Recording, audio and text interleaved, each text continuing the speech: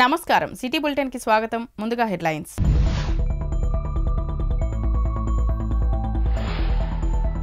ప్రజలు భయాందోళన చెందవద్దు కోవిడ్ లక్షణాలుంటే ప్రభుత్వ ఆసుపత్రిలో పరీక్ష చేయించుకోండి జిల్లా వైద్యాధికారి డాక్టర్ సుబ్బారాయుడు సూచన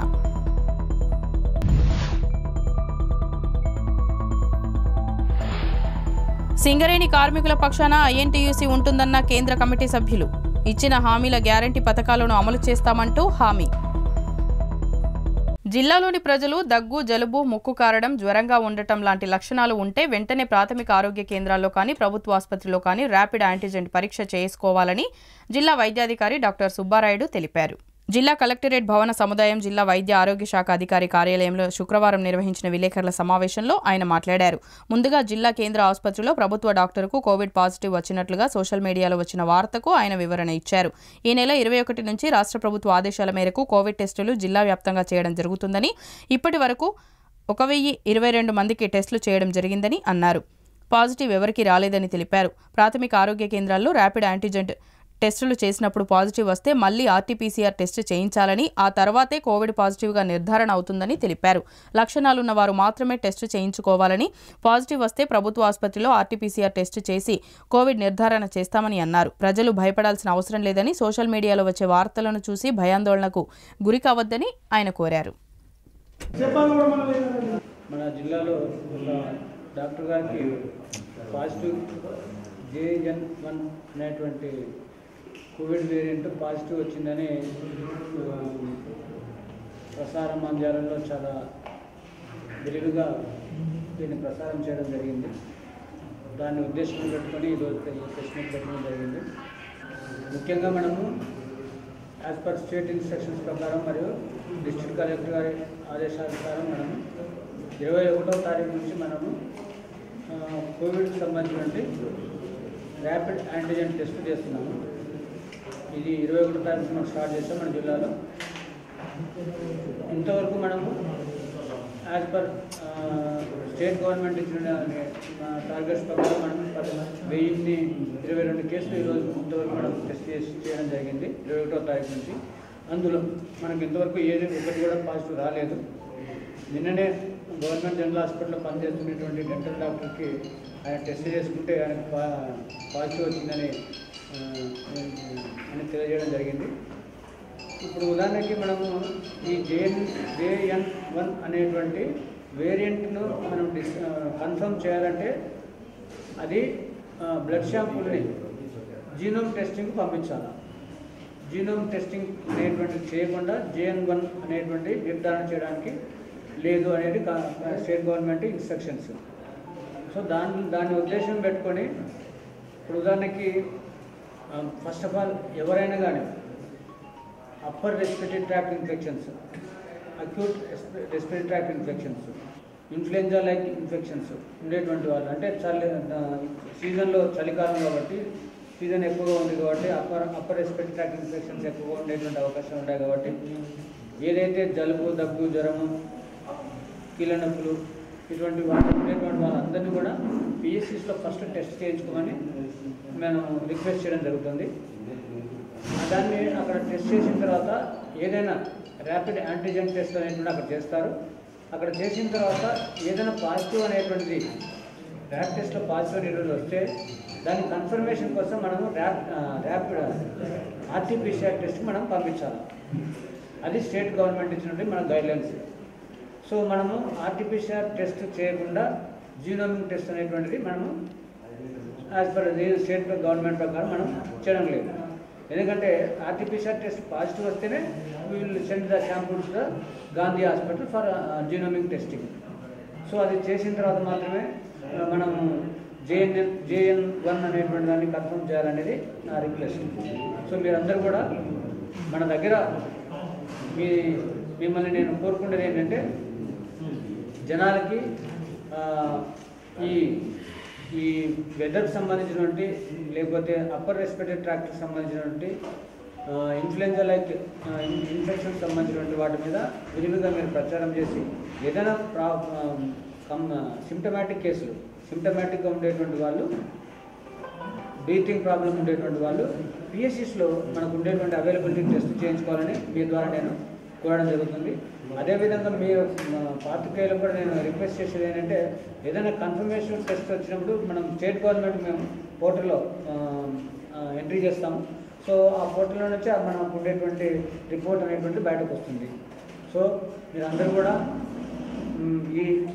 ఈ సలహాను అంటే సలహానుగా తీసుకొని ఏదైనా విషయం బయట వచ్చినప్పుడు మీరు కొంత కోఆపరేటివ్గా ఉండాలని కోరుకోవడం జరుగుతుంది. తుమ్ములు రావడం, తర్వాత కొంచెం టెంపరేచర్ ఉండడం, తర్వాత కొంచెం ఉంటే అది షార్ట్నెస్ ఆఫ్ బ్రీతింగ్ అంటే శ్వాస తీసుకోవడంలో కొంత ఇబ్బంది ఉండడం, ఇంకొంతమందికి బాడీ పెయిన్స్, తర్వాత అబ్డామినల్ పెయిన్, కళ్ళు ఎర్రగవడం, ఇటువంటి లక్షణాలు కొన్ని ఉంటాయి.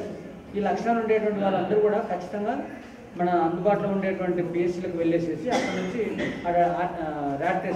ర్యాపిడ్ యాంటిజెన్ టెస్ట్ చేసుకుంటే నెగిటివ్ ఉంటే నో ప్రాబ్లం, నెగిటివ్ లేదు పాజిటివ్ ఉంది అనుకోండి, it will refer to the RTPCR test. RTPCR test మనకు గవర్నమెంట్ జనరల్ హాస్పిటల్ ఉంది. అది ఇప్పుడు మన సూపరింటెండెంట్ గారు వస్తారు, ఆయన కూడా దాని మీద మీకు. మంచిర్యాల పట్టణంలోని అంబేద్కర్ చౌరస్తా నుంచి జైపూర్ వరకు 70 కోట్ల రూపాయల వ్యయంతో నూతన టెక్నాలజీతో 4 లైన్ల రోడ్డు నిర్మాణం చేస్తున్నారు. ఈ సందర్భంగా కాంట్రాక్టర్ మల్రాజు రవీందర్రావు మాట్లాడుతూ ఇప్పుడు వేసే రోడ్డు వర్షాకాలం ఎండాకాలం కానీ చెడిపోకుండా వైడనింగ్ కాకుండా ఉండడానికి నూతన టెక్నాలజీతో కూడిన డాంబర్ సీళ్లను వేడి చేసి రోడ్డుపై పరుస్తున్నామని అన్నారు. వర్షాకాలం రోడ్డుపై నీరు నిలవకుండా కిందికి సింక్ కాకుండా రోడ్డు ప్రక్కలకు నీరు వెళ్లిపోతుందని, దీంతో రోడ్డుకి ఎలాంటి గుంతలు చెడిపోవడం లాంటిది ఉండదని తెలిపారు. ప్రస్తుతం రోడ్డును అంబేద్కర్ చౌరస్తా నుంచి తోళ్లవాగు వరకు వేస్తున్నామని, ఫారెస్ట్ వారి అనుమతి రాగానే జైపూర్ వరకు రోడ్డు వేయడం జరుగుతుందని తెలిపారు.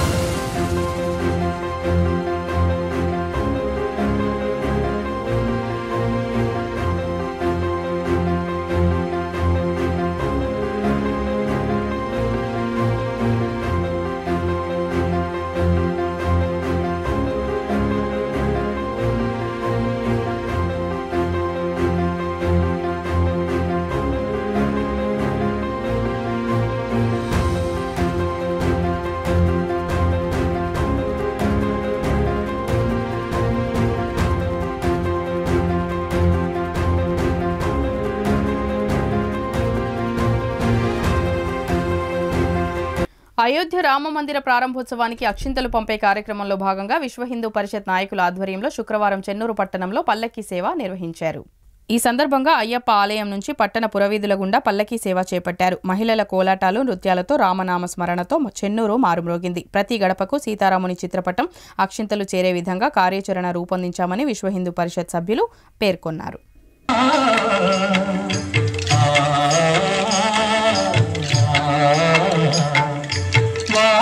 వాడల వెంట వాడవో నీడ నుండి చీరలమ్మి నేత బేహారి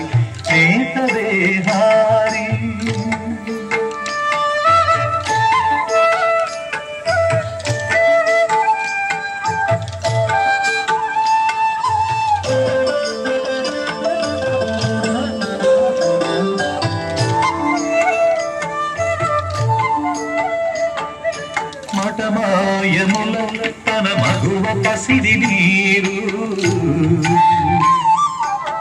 చిటిపొటి అలుకల చిలికించగా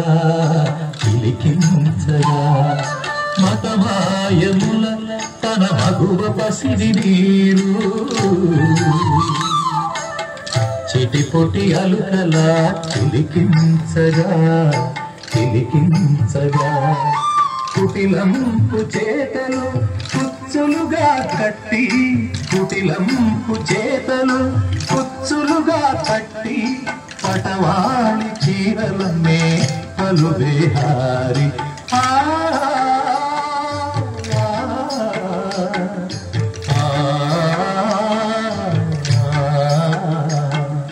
వాడల వాడల వెంట వాడేవో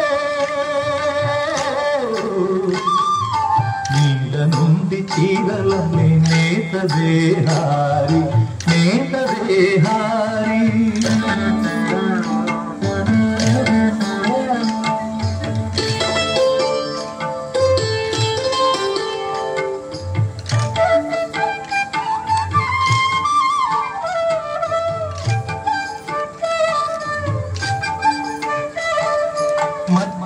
జీవుల పెద్ద మైల కాశీపేట మండలంలోని కాశీపేట ముత్యంపల్లి కోమటిచేను బుగ్గగూడెం గ్రామ పంచాయతీల్లో శుక్రవారం ప్రజాపాలన కార్యక్రమంలో భాగంగా గ్రామ సభలను నిర్వహించారు. ఈ సందర్భంగా ప్రభుత్వ సంక్షేమ పథకాలకు సంబంధించి ప్రజల నుంచి అధికారులు దరఖాస్తులను స్వీకరించారు. ముందుగా ఎంపీడీఓ ఎంఏ అలీ ప్రజాపాలన గ్రామ సభలు సంక్షేమ పథకాలపై ప్రజలకు పూర్తి స్థాయిలో అవగాహన కల్పించారు. ఈ కార్యక్రమంలో special officer Gangaram, MPDO M A Aleem, tahsildar Bhojanna, సర్పంచ్లు ఆడేబాదు, రామటెంకి శ్రీనివాస్, ధరావత్ దేవి, ఉప సర్పంచ్ బోయిని తిరుపతి, ఎంపీఓ నాగరాజు, హెచ్ఎంలు Rathod Ramesh, Sudhakar Nayak, APM Venkateswarlu, ICDA supervisor Radhika, కార్యదర్శులు, గ్రామస్తులు పాల్గొన్నారు. 12,000 రైతు భరోసా అయిపోయింది. 4వది ఇందిరమ్మ ఇల్లు, ఇల్లు లేని వారికి ఇల్లు. ఇంకోటి అమరవీరులకు 250 గజాల జాగా. ఇది ఎన్నో అయింది గ్యారెంటీ? 4, 5 అయినా. 4. 5వది గృహజ్యోతి 200 యూనిట్ల వరకు ఫ్రీ కరెంట్. తర్వాత 6వది చేయూత పెన్షన్ తీసుకునే వాళ్లకు ఆటోమేటిక్గా 4,000 గవర్నమెంట్ చేస్తుంది. ఎవరికి? ముసలి వాళ్ళకి, తర్వాత వితంతువులకు 4,000 నుంచి 6,000 చేస్తుంది. దానికి దరఖాస్తు అవసరం లేదు. హ్యాండిక్యాప్ వాళ్ళకి 3,000 నుంచి ఇప్పుడు 6,000 వరకు గవర్నమెంట్ చేస్తుంది. దానికి అయోధ్యలో శ్రీరామచంద్ర విగ్రహ ప్రతిష్టాపన సందర్భంగా అఖండ భారతదేశం అంతటికీ ఇదివరకే ఇంటింటికి అక్షింతలు పంపించడం జరిగింది. ఇదే క్రమంలో శుక్రవారం మంచిర్యాల జిల్లా కుందారం గ్రామంలోకి అయోధ్య రామ జన్మభూమి ట్రస్ట్ వారు అక్షింతలతో పాదయాత్ర చేస్తూ అయోధ్య నుండి కుందారం గ్రామంలోకి చేరుకున్న సందర్భంగా గ్రామ భక్తజనం పిల్ల పెద్ద తేడా లేకుండా ఊరేగింపుతో మేళ తాళాలతో మంగళహారతి పడుతూ ఎదుర్కొన్నారు. ఈ సందర్భంగా గ్రామస్తులు మాట్లాడుతూ సుమారు 500 సంవత్సరాల నిరీక్షణ అనంతరం జనవరి 22న మన కళ నెరవేరబోతుందని, ఆ రోజు అయోధ్యలో బలరాముని విగ్రహ ప్రతిష్టాపన జరుగుతుందని, ఈ మహోత్సవ కార్యక్రమానికి మనమంతా అయోధ్యకు తరలి వెళ్లాలని కోరారు.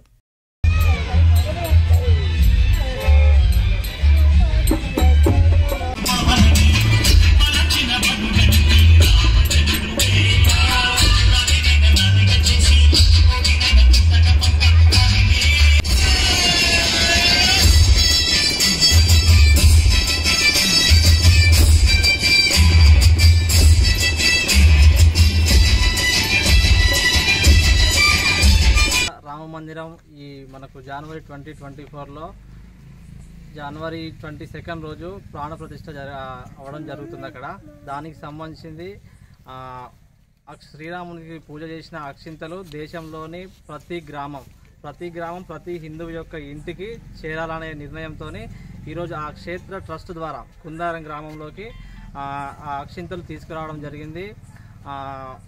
దీని ముఖ్య ఉద్దేశం ఏమంటే 500 సంవత్సరాల క్రితం నుంచి జరుగుతున్న పోరాటం అయోధ్య రామ మందిరం కోసం ఎంతోమంది ప్రాణత్యాగాలు చేసిండ్రు. దేశంలో అనేక సంవత్సరాల నుంచి దీనిపైన పోరాటాలు ప్రతి ఒక్క హిందూ కొట్లాడడం జరిగింది. దీని గురించి చాలా గొడవలు జరిగి అవన్నీ క్లోజ్ అయ్యి ఈరోజు 2024వ సంవత్సరం అయోధ్యలోని భవ్యమైన రామ మందిరం ఓపెనింగ్కు రావడం జరిగింది. దానికి సంబంధించింది ఆ పూజ జరగబడిన అక్షింతలు దేశంలోని ప్రతి గ్రామంలోకి రావడం జరిగింది. అది ఈరోజు కుందారం గ్రామంలోకి రావడం. దీనికి ఇంత పెద్ద ఎత్తున మేము ఆ కుందారం గ్రామ ప్రజల సహకారంతో దానికి సంబంధించిన అక్షింతలు మన హనుమాన్ టెంపుల్కి తీసుకురావడం జరిగింది. దానికి ఇంతమంది ప్రజలు ఇంత సొంత అంటే అటు సొంతంగా దీనికి తరలి రావడం జరిగింది. దానికి చాలా సంతోషంగా ఉంది కుందారం గ్రామం తరఫున. ఈరోజు దీన్ని ఇట్నే హైందవ ధర్మాన్ని ప్రతి ఒక్కరూ తన సొంతంగా భావించి జనాలకు తీసుకువెళ్ళాలి. ఇదే కార్యక్రమం ఇంకా ముందు ముందు కూడా ప్రతి సింగరేణి కార్మికుల పక్షాన ఐఎన్టీయూసీ ఎల్లప్పుడూ ఉంటుందని యూనియన్ సీనియర్ కేంద్ర కమిటీ సీనియర్ ఉపాధ్యక్షులు కాంపెల్లి సమ్మయ్య, ఏరియా ఉపాధ్యక్షులు దేవి భూమయ్యలు తెలిపారు. శుక్రవారం పట్టణంలోని యూనియన్ కార్యాలయంలో నిర్వహించిన విలేకరుల సమావేశంలో వారు మాట్లాడుతూ సింగరేణి వ్యాప్తంగా 11 ఏరియాలకు గాను 6 ఏరియాల్లో ఐఎన్టీయూసీ గెలిపించిన కార్మికులకు, అదేవిధంగా సింగరేణి వ్యాప్తంగా ఐఎన్టీయూసీకి ఓట్లు వేసి ఆదరించిన కార్మికులు ప్రత్యేక ధన్యవాదాలు తెలిపారు. ఏరియాలో స్వల్ప ఓట్ల తేడాతో ఐఎన్టీయూసీ 2వ స్థానాన్ని కైవసం చేసుకుందని, గెలిచినా ఓడినా ఎల్లప్పుడూ కార్మిక వర్గ ప్రయోజనాలకు, కార్మికులకు ఇచ్చిన హామీలు, గ్యారంటీల అమలుకు కృషి చేస్తామని తెలిపారు. ఈ కార్యక్రమంలో యూనియన్ కేంద్ర కమిటీ ప్రధాన కార్యదర్శి మిట్ట సూర్యనారాయణ, కేంద్ర కమిటీ చీఫ్ ఆర్గనైజింగ్ కార్యదర్శి ఐఎన్టీయూసీ జిల్లా అధ్యక్షులు రామశెట్టి నరేందర్, నాయకులు పుల్లూరి లక్ష్మణ్, దొరిశెట్టి చంద్రశేఖర్, బత్తుల వేణు, వెంకటస్వామి, రాజేంద్ర ప్రసాద్ తదితరులు పాల్గొన్నారు. ఓట్లు వేసి సింగరేణి వ్యాప్తంగా ఉన్నటువంటి 11 డివిజన్లు 6 డివిజన్లు మరి కార్మికులు ఓట్లేసి గెలిపించిన కార్మిక సోదరులందరికీ కూడా ఐఎన్టీయూసీ తరఫున హృదయపూర్వక నమస్కారాలు తెలియజేస్తున్నాం. మరి జనక్ ప్రసాద్ గారి నాయకత్వంలో సింగరేణిలో మరి ఎన్నికల ప్రచారం నిర్వహించి కార్మికుల మన్నలను పొంది మరి జనక్ ప్రసాద్ గారి నాయకత్వాన్ని నమ్మి 6 డివిజన్లో అత్యధిక మెజార్టీ ఇచ్చి మరి గెలిపించడం జరిగింది. మరి ఐఎన్టీయూసీ నాయకత్వంలో 39 డిమాండ్లే కాకుండా 6 గ్యారంటీలను మరి మేనిఫెస్టోలో పెట్టడం జరిగింది. మరి 2వ స్థానంలో ఐఎన్టీయూసీ నిలిచినప్పటికీ ఖచ్చితంగా ఏదైతే మేనిఫెస్టోలో మేము 6 గ్యారంటీలు ఇచ్చినామో మన నూతన బొగ్గు గనులు దవ్వనీకి, సింగరేణి ప్రైవేటీకరణ కాకుండా మరి ఏదైతే సింగరేణి కార్మికులకు 250 గజాల డిసెంబర్ 27వ తారీఖు నాడు ఎన్నికలు జరిగినాయి. అదేవిధంగా 11 ఏరియాలో కూడా ఎలక్షన్లకు అందులో ఐఎన్టీయూసీకి 6 డివిజన్లు ఇవ్వడం జరిగింది. సో మందమరి డివిజన్కి వస్తే ఒక 260 ఓట్లు వస్తే గెలిచేది. అయినప్పటికీ కూడా మాకు సెకండ్ గౌరవం ఇచ్చినందుకు కూడా కార్మికులందరికీ కూడా ఐఎన్టీయూసీ ద్వారా మందమరి బ్రాంచ్ నుంచి ధన్యవాదాలు తెలియజేస్తున్నాము. మీకు ఇచ్చినటువంటి హామీలు ఏవైతున్నాయో సెక్రటరీ జనరల్ జనక్ ప్రసాద్ గారి నాయకత్వంలో కాంగ్రెస్ ప్రభుత్వం ఉన్నది కాబట్టి మేము ఈ హామీలను యథావిధంగా నెరవేర్స్తామని చెప్పి మీ కార్మిక వర్గానికి తెలియజేస్తున్నాము. సెక్రటరీ జనరల్ జనక్ ప్రసాద్ గారు కూడా నిన్న కూడా పిలుచుకొని అన్ని బ్రాంచ్ల సమావేశాన్ని ఒక మీటింగ్ ద్వారా చర్చించి ఏ ప్రాంతంలో అయితే మనం గెలిచినామో, ఏ ప్రాంతంలో అయితే ఓడిపోయినప్పటికీ కూడా కార్మికులంతా ధైర్యంగా ఉండాలని చెప్పి వారు ఒక భరోసా ఇవ్వడం జరిగింది. మందమరి బ్రాంచి కార్యకర్తలకు కావచ్చు, ఐఎన్టీయూసీ నాయకులకు కావచ్చు, కార్మికుల పక్షాన ఐఎన్టీయూసీ ఎల్లప్పుడూ ఉండి మీ సమస్యలను మేము వెలవెల తీర్స్తామని చెప్పి మీ అందరికీ కూడా ఐఎన్టీయూసీ బ్రాంచ్ తరఫున మందమరి ఐఎన్టీయూసీ మీ అందరికీ ధన్యవాదాలు తెలియజేస్తూ మీకు ఎలాంటి సమస్యలు వచ్చినా కూడా ఐఎన్టీయూసీ ముందుండి. బులెటిన్ ముగించే ముందు మరోసారి ముఖ్యాంశాలు.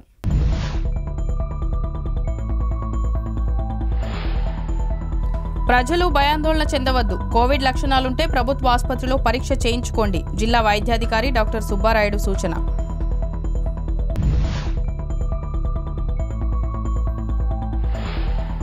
సింగరేణి కార్మికుల పక్షాన ఐఎన్టీయూసీ ఉంటుందన్న కేంద్ర కమిటీ సభ్యులు. ఇచ్చిన హామీల గ్యారంటీ పథకాలను అమలు చేస్తామంటూ హామీ. సిటీ న్యూస్ ఇంతటితో సమాప్తం. తిరిగి ప్రసారమయ్యే సిటీ న్యూస్లో మళ్ళీ కలుద్దాం. అంతవరకు సెలవు. నమస్కారం.